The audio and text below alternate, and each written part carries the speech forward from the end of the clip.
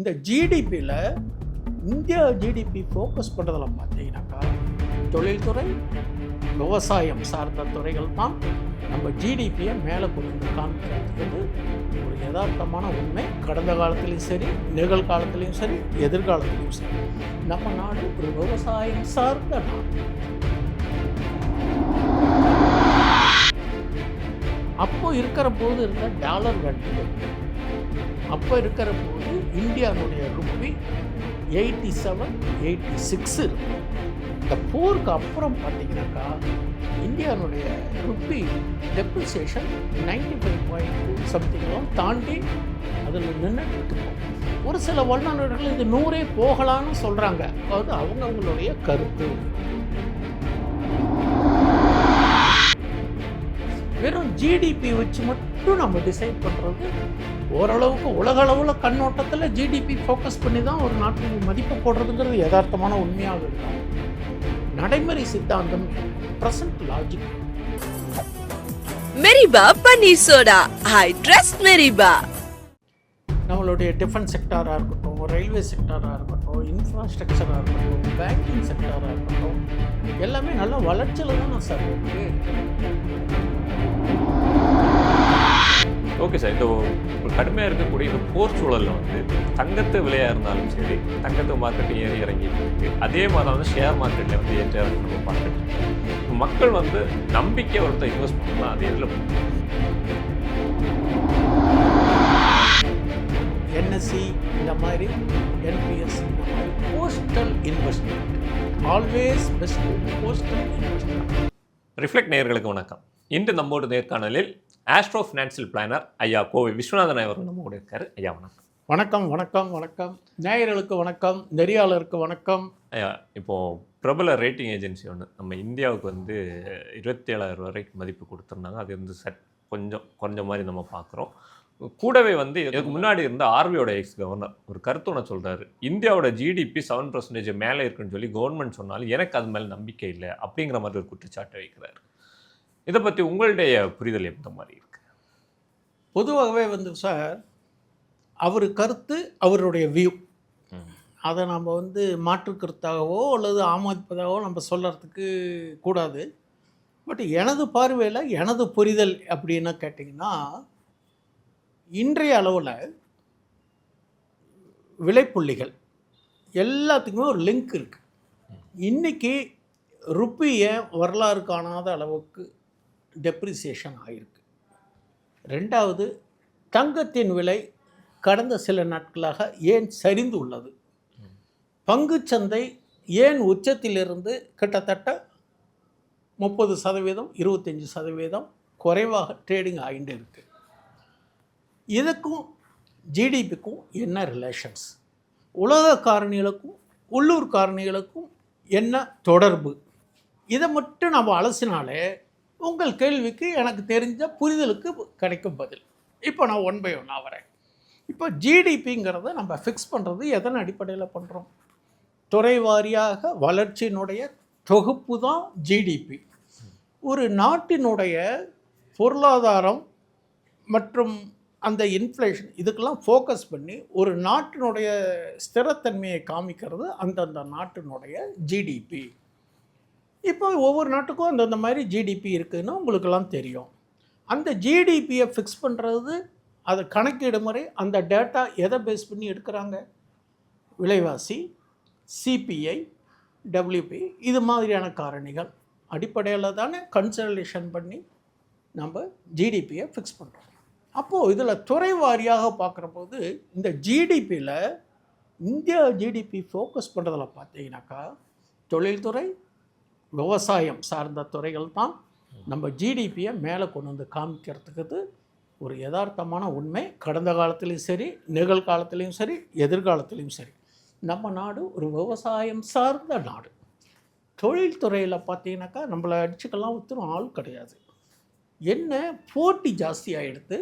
சமீப காலத்தில் Trump sir சொன்னனுடைய tariff issue நம்மளை ஒரு ஷேக் பண்ணியிருக்கு. ரெண்டாவது, அதுக்கு அடுத்தது ரஷ்யா உக்ரைன் வார், அது பாட்டுக்கு தொடர்ந்து நடந்துட்டு இருக்குது. மூணாவது, இப்போது யுஎஸ் இஸ்ரேல் வர்சஸ் ஈரானுடைய போர் தாக்கம் அதிகமாக இருக்கிறதுனால நாம் கொஞ்சம் பேலன்ஸ் பண்ண முடியாமல் படி இன்றைய சூழ்நிலையில் சில சூழ்நிலைகளில் நம்ம தடுமாறிட்டு இருக்கோங்கிறது ஒரு யதார்த்தமான உண்மை.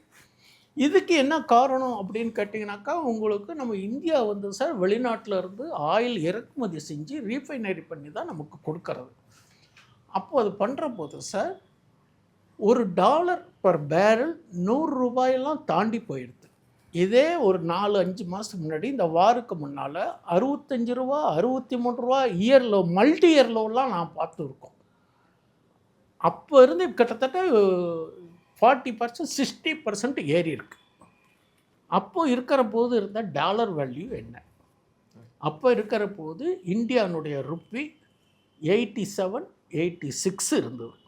இந்த போருக்கு அப்புறம் பார்த்தீங்கன்னாக்கா இந்தியானுடைய ருப்பி டெப்ரிசியேஷன் 95 சம்திங்கெல்லாம் தாண்டி அதில் நின்றுட்டுருக்கு. இப்போ ஒரு சில வல்லுநர்கள் இது 100 போகலான்னு சொல்கிறாங்க. அது அவங்களுடைய கருத்து. என்னுடைய புரிதல் என்ன அப்படின்னு கேட்டேன்னா, ஜிடிபியை தீர்மானிக்கப்பட்டது மேற்கண்ட துறைகள். சரி, இப்போது நம்ம இந்தியாவில் கார் உற்பத்தி தொழிற்சாலை எவ்வளோ இருக்குது உங்களுக்கே தெரியும். எத்தனையோ கார்கள் இறங்கிட்டுருக்கு. ஒவ்வொரு மாதமும் ஆட்டோ சேல்ஸ் டேட்டா சொல்கிறாங்க. ஏதாவது குறைஞ்சிருக்கா? தங்கம் விலை இறங்குறது ஏறுறது, நகை கடையில் கூட்டம் கம்மியாக இருக்கா? விலைவாசி ஏறிடுதுன்னு நம்ம சொல்லிக்கிட்டே இருந்தாலும் இந்த பொருளாவது வாங்காமல் இருக்கோமா? இந்த வாங்கும் சக்தி எங்கேயாவது குறைஞ்சிருக்கா?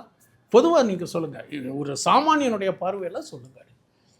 சில பேருக்கு நான் கஷ்டப்படுறோம் பட்டுன்னு தான் இருக்கேங்கிற போது அது யதார்த்தமான உண்மை. இன்றைக்கி வரக்கூடிய சம்பளம் அவ்வளவு, உங்களுக்கு இன்க்ரிமெண்ட் 3%, ஆனால் விலைவாசி 15% ஏறிடுது, கட்டுப்படி ஆகலை. ஆனாலும் எப்படியோ நம்ம வாழ்வாதாரத்துக்கு சில வழிகளை தேடி அது ஒன்று செஞ்சுக்கிட்டு தானே இருக்கோம். இப்போ இந்த உலக பொருளாதாரத்துக்கு ஈடு கொடுக்காம நம்மளுடைய இந்திய பொருளாதாரம் ஜிடிபியினுடைய பார்வையில் கட்டியிருக்கா. காரணம் வார் இஷ்யூ. இன்றையதை வச்சு நம்ம ஒன்றும் 30 வருஷம் கழிச்சோ 20 வருஷம் கழிச்சோ நம்ம தீர்மானிக்கிறது இது வந்து ஒரு ப்ரொஜெக்ஷன், தட் இஸ் ஒரு பிளானிங் தான். இப்படி இருந்தால் இப்படி இருக்கலாம், இதுவே கண்டினியூ ஆகும்னு என்ன உத்தரவாதம்? இப்போ நாமளே கொஞ்ச நேரத்துக்கு முன்னாடி சொன்னேன் 68 ரூபா இருந்தது க்ரூடு பேரல், நீங்கள் 100 ரூபாய் தாண்டி போயிட்டு இப்போ 92 ரூபா 93 ரூபா ஆகுது. அப்போது அதுக்கு தகுந்த கரன்சி எக்ஸ்பென்சஸ் ஆகலாம். இம்போர்ட் அதிகமாக நமக்கு டாலருக்கு கன்வர்ஷன் சார்ஜஸ்ஸு அதிகமாகலாம். அதுக்கு அளவாக நம்ம கோல்டு வச்சுக்கணுங்கிற போது கோல்டுடைய மதிப்பு அதிகமாகிற போது அதுக்கு உண்டான வித்தியாசங்கள் வருது. அதனால் ஒரு நிறுவனம் ஒரு ரேட்டிங் ஏஜென்சி சொல்கிறதோ அல்லது ஒரு தனிப்பட்ட ஒரு அலுவலனுடைய கருத்தோ அது வந்து அவர்களுடைய பார்வை. இப்போது ஒரு ரேட்டிங் ஏஜென்சி சொன்னாங்க சொல்லிவிட்டு 27,000 இருந்து நிஃப்டி 26,000 வரலாம் தானே சொல்கிறாங்க, வந்துடும்னு சொல்லலையே. அப்போ 26,000 வரணும்னா அவங்க ஒரு ப்ரொஜெக்ட் பண்ணுறாங்க. என்ன காரணம்? இந்த மாதிரி ஆயில் இம்போர்ட்டு, இந்த மாதிரி இந்தியாவுக்கு இவ்வளோ எக்ஸ்பெண்டிச்சர்ஸஸ் கூட ஆகுது, இந்த மாதிரி ஃபாரின் எக்ஸ்சேஞ்சஸ் ஜாஸ்தி ஆகுது, ருப்பி டெப்ரிசியேஷன் ஆகுது அப்படிங்கிற இன்றைய கண்ணோட்டத்தில் அவங்க ப்ரொஜெக்ட் பண்ணி சொல்கிறாங்க. ஆனால் யதார்த்தமான உண்மை என்னன்னு கேட்டீங்கன்னா, நம்ம நிறையா இது மாதிரியான காலகட்டத்தெல்லாம் தாண்டி மீண்டு வந்து தலை நிமிர்ந்து நின்றுருக்கோம். நிறையா உதாரணம் சொல்லலாம். 2008, 2011 கோவிடில் நம்ம பார்க்காத கஷ்டம் கிடையாது, எல்லாமே அப்படியே ஸ்தம்பிச்சிருந்தது. இன்றைக்கி மீண்டும் 26,600 போச்சா இல்லையா? எந்த அளவுக்கு கீழே வருதோ அந்த அளவுக்கு. அப்போ வந்து நம்மளுடைய கொடுக்கக்கூடிய செயல்பாடுகள் நம்மளுடைய தொழில் ரீதியாகவும் விவசாய உற்பத்தி பொருட்கள் எல்லாமே காமிச்சு தானே இருக்குது. வெறும் ஜிடிபி வச்சு மட்டும் நம்ம டிசைட் பண்ணுறது ஓரளவுக்கு உலக அளவில் கண்ணோட்டத்தில் ஜிடிபி ஃபோக்கஸ் பண்ணி தான் ஒரு நாட்டினுடைய மதிப்பு போடுறதுங்கிறது யதார்த்தமான உண்மையாக இருந்தாலும் நடைமுறை சித்தாந்தம் என்ன, ப்ரெசன்ட் லாஜிக் என்ன, இப்போ இந்த காரணத்தினால இது இப்படி இருக்குது, இது மாறலாம். திடீர்னு இன்றைக்கி கூட காலையில் ஒரு செய்தி படித்தேன், கையில் ஒரு செய்திகள் சொன்னான்னா கூடிய விரைவில் வந்து ஈரான் இஸ்ரேல் போருக்கு ஒரு சமாதானமான பேச்சுவார்த்தைக்கு டீலிங்ஸுக்கு நான் முயற்சி பண்ணணும் அப்படின்னு சொல்லி ட்ரம்ப் ஐயா கொடுத்த மெசேஜ் கூட இருக்குது. அப்போது அதன் அடிப்படையில் இப்போ நம்ம பதிவு பண்ணுற நேரத்தில் நம்ம இந்திய பங்குச்சந்தை மீண்டும் திரும்பி இருக்குது. உலக காரணிகள் எல்லாமே ஆல் குளோபல் மார்க்கெட்ஸும் இன்றைக்கி க்ரீனில் தான் இருக்குது. ஒரு பை ஒரு செல், ஒரு அக்குமுலேஷன் ஒரு டிஸ்ட்ரிபியூஷன், எல்லாமே இயற்கையானது, நடக்கக்கூடியது தான். அப்போ வந்து இதை வச்சு நம்ம ஒரு ப்ரெடிக்ட் பண்ணுறதுங்கிறது இன்றைய சூழ்நிலையில் சற்று கடினம் என்பது என்னுடைய புரிதல். So okay. இப்போ நீங்கள் வந்து அந்த உள்நாட்டு உற்பத்தியை பொறுத்து தான் வந்து ஜிடிபி இருக்கும் அப்படின்னு சொல்கிறீங்க. ஆனால் அவர் குறிப்பிடும்போது ஒரு சில விஷயங்களை வந்து குறிப்பிடுறாரு. இந்த அந்நிய முதலீடு வந்து இந்தியாவில் வந்து குறைஞ்சிருக்கு. அதுவும் வந்து அதனாலேயும் நான் வந்து சந்தேகப்படுறேன், ஜிடிபி 7% மேலே இருக்கா அப்படிங்கிறதுல அந்த விஷயத்தில் எனக்கு சந்தேகம் வருது அப்படின்னு சொல்கிறார். அப்போ வந்து அந்நிய முதலீடை பொறுத்து இந்த ஜிடிபி மாறுவதற்கான வாய்ப்பு இருக்குது. கண்டிப்பாக வந்து எப்படின்னு கேட்டிங்கன்னா, அந்நிய முதலீடாளுங்கிறது ஒரு அங்கம். நான் இப்படி கொஞ்சம் டீட்டெயிலாகவே சொல்கிறேன். அந்நிய முதலீட்டாளர்கள் கடந்த சில ஆண்டுகளாகவே தன்னுடைய பங்களிப்பிலிருந்து லாபத்தை எடுத்து வெளியில் தான் போய்கிட்டு இருக்காங்க. யாராவது நஷ்டத்துக்கு வியாபாரம் செய்வாங்களா? செய்ய மாட்டாங்க. அவங்களுக்கு லாபம் இருக்க போகிறோம். அதுக்கு அவங்க சொல்கிற காரணம், ஒன்று எங்களுடைய பார்வையில் ஓவர் வேல்யூடு அதனால் போகிறேன். எதுவுமே ஒரு பபுள் இருக்குல்ல, பபுள் அப்படியே பெருசாகிட்டே இருக்கும். ஒரு இடத்துல பஸ்ட் ஆகும், அப்புறம் மறுபடியும் நியூ பபுள் ஃபார்ம் ஆகும். அது மாதிரி அவங்க வந்து பபுள்டு ஃபேஸில் வெளியில் விற்றுட்டு போகிறாங்க. சரி, அப்படி போனாலும் அவங்க வெறும் விற்றுக்கிட்டே போனாலும் அதுக்கு ஈக்குவலாக நம்ம டொமஸ்டிக் இன்வெஸ்ட்மெண்ட் இன்ஸ்டிடியூஷன் இருக்குது பார்த்தீங்களா, உள்நாட்டு முதலீட்டு நிறுவனங்கள், மியூச்சுவல் ஃபண்ட்ஸு, நம்ம போடுற எஸ்ஐபி, இது மாதிரிலாம் அவங்கெல்லாம் போட்டு இன்றைக்கி பெரிய அளவில் சரியாக விடாமல், நீங்கள் டேட்டா பார்த்தீங்கன்னா கடந்த 2 ஆண்டுகளாகவே அவன் 6000 கோடி விற்றானா நம்ம 7000 கோடி, தட் இஸ் நெட்டாக பார்த்தீங்கன்னாக்கா நெட் பையர்ஸாக தான் இருந்திருக்கும். அப்போது உங்களுக்கு நம்மளுடைய பொருளாதாரத்தின் மீதும் நம்மளுடைய துறை மீதும் நம்பிக்கை இருந்தால் தானே உங்களுக்கு வந்து அந்த துறை ரீதியாக முன்னேற்றம் வரும்.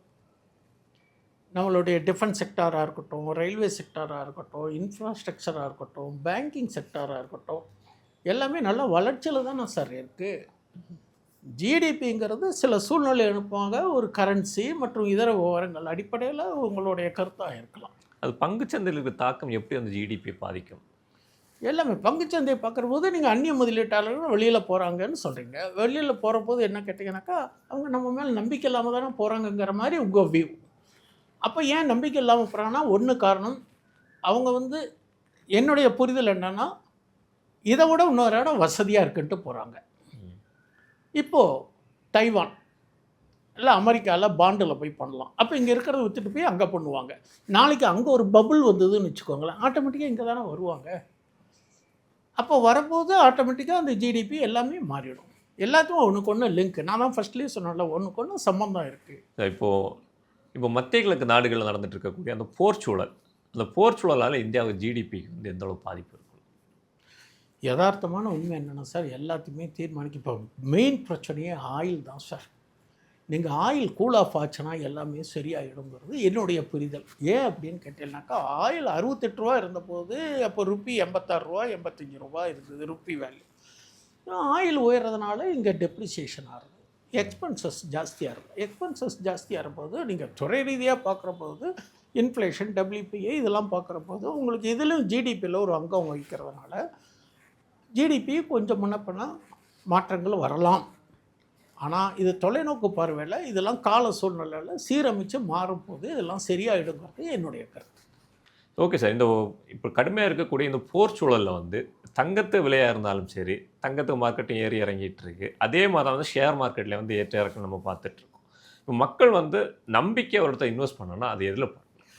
சரியான கேள்வி. நான் ஈஸியாக பதில் சொல்லிடுறேன். ஸ்டாக் மார்க்கெட் நல்ல விஷயம் தெரியணும், அதனுடைய டெப்த்து தெரியணும், டெக்னிக்ஸ் அண்ட் ட்ரிக்ஸு தெரியணும். இது தெரிஞ்சால் ஸ்டாக் மார்க்கெட்டுக்குள்ளே முதலீடு செய்யலாம். அவங்க சொல்கிறாங்க இவங்க சொல்கிறாங்கன்னு வராதிங்க. சரி, எனக்கு ஸ்டாக் மார்க்கெட் தெரியலை சார், என்கிட்ட ஒரு 2 லட்ச ரூபா பணம் இருக்குது, நான் என்ன பண்ணலாம்? அடுத்த கேள்வி. மியூச்சுவல் ஃபண்டு மேலே நம்பிக்கை இருந்தால் அது நல்ல ஒரு நிறுவனமாக பார்த்து அதில் முதலீடு செய்யலாம். அது எனக்கு தெரியாது. அதுக்கு சேர்ந்த நிபுணர்கள், அதுக்கு தகுந்தான ஆத்தரைஸ்டு டிஸ்ட்ரிபியூட்டர்ஸ் இருக்காங்க இல்லையா, குவாலிஃபைடு ஏஜென்ட்ஸ், அவங்கள அப்ரோச் பண்ணி உங்களுடைய பொருளாதார நிலைமையை ஓப்பனாக சொன்னீங்கன்னா அவங்க நல்ல மியூச்சுவல் ஃபண்ட்ஸு இப்போ என்ன இருக்குங்கிறத அவங்க உங்களுக்கு வழிகாட்டுவாங்க. இது 2வது விஷயம். ஆனால் இதில் எஸ்ஐபியும் போடலாம், லம்சமும் போடலாம். உங்களுக்கு ஸ்டாக் மார்க்கெட்டை பற்றி தெரியணும்னு அவசியம் கிடையாது. அவங்க நல்ல fund managers can do that job. இது 2வது விஷயம். 3வது, சார் எனக்கு ஈக்விட்டி மார்க்கெட்டும் வேண்டாம், மியூச்சுவல் ஃபண்ட்ஸும் சப்ஜெக்ட் டு மார்க்கெட் ரிஸ்க் ஏற்ற இருக்கிறதுக்கு கட்டுப்படும்னு ஒரு வார்த்தையை சொல்லிடுறாங்க. என் பணத்துக்கு எனக்கு அதிகமான வருமானம் இல்லாட்டியும் பரவாயில்ல, எனக்கு பாதுகாப்பு இருந்தால் போடுறோம்னா 2 விஷயம். ஒன்று என்எஸ்சி இந்த மாதிரி, என்பிஎஸ் இந்த மாதிரி postal investment, always best postal investment. But bank இன்ட்ரெஸ்ட்டுக்கு ஓரளவுக்கு முன்ன பின்ன கொடுக்கறது இருக்குது. போஸ்ட் ஆஃபீஸில் கூட பணத்தை இரட்டிப்பாகக்கூடிய திட்டங்கள்லாம் இருக்குது. ஆனால் அதுக்கு அந்த குறிப்பிட்ட கால நிர்ணயத்தில் இடையில நீங்கள் எடுக்க முடியாது. அது மாதிரியெல்லாம் இருக்குது. அது மாதிரி செலக்ட் பண்ணுங்க. இது ரொம்ப ஈஸி. உங்கள் உள்ளூரில் கிராமத்தில் இருக்க போஸ்ட் ஆஃபீஸ்லேயே போய் கேட்டால் அவங்க சொல்லுவாங்க. அவங்க சொல்கிறதுக்கு அவங்களுக்கு தெரியும். உங்களுக்கு திருப்தி இல்லைன்னா அந்த துறை சம்மந்தப்பட்ட ஏஜென்ட்ஸ், ஆத்தரைஸ்டு ஏஜென்ட்ஸ் இருப்பாங்க இல்லையா, நிர்ணயிக்கப்பட்ட ஏஜென்ட்ஸ், அவங்கள்ட்ட கேட்டால் அவங்க உங்களுக்கு வழிகாட்டுவாங்க. இதுதான் எனக்கு தெரிஞ்ச பெஸ்ட்டு சார். நீங்கள் gold is not an investment. அதில் உங்களுக்கு பேசிவ் இன்கமும் வராது. ஏறினால் நீங்கள் விற்றா ஒரு மரியாதை, விற்காமல் விட்டுட்டிங்கன்னா இறங்கினாலும் உங்களுக்கு முதலீடு குறையும். ஒரு எஃப்டி மாதிரியோ அல்லது இது மாதிரியோ கிடையாது. அதே மாதிரி பாண்டில் போட்டால் நிறையா பேர் ஒரு கருத்துக்கள் சொல்கிறாங்க, சார் பாண்டு மார்க்கெட் போடலாம். பாண்டு சப்ஜெக்ட் டு த இன்ஃப்ளேஷனுக்கு தகுந்த மாதிரி அதனுடைய வட்டி விகிதங்கள் ஏற்ற இறக்கம் உண்டு. இன்ஃப்ளேஷன் குறைஞ்சதுன்னா பாண்டு ஏறும். இன்ஃப்ளேஷனுக்கு தகுந்த மாதிரி தான் பாண்டு ரிலீஸ். அந்த பாண்டு மார்க்கெட்டை நம்ம டைரெக்டாக போய் அந்த பிட்டு ஆஸ்கெலாம் பார்த்து நம்ம கலந்துக்கிறதுங்கிறத விட பாண்டு மார்க்கெட் ஓரியன்டாக டெப்ட் ஃபண்டு இருக்குது. அந்த டெப்ட் ஃபண்டை நீங்கள் மியூச்சுவல் ஃபண்டு டிஸ்ட்ரிபியூட்டர்ஸ், டீலர்ஸ் இருக்காங்க இல்லையா, சார் எனக்கு ஈக்விட்டி வேண்டாம், எனக்கு கமாடிட்டியும் வேண்டாம், எனக்கு டெப்ட் மார்க்கெட் ஓரியன்ட் மியூச்சுவல் ஃபண்ட்ஸ் சொல்லுங்கன்னா சொல்லுவாங்க. இது பெஸ்ட்.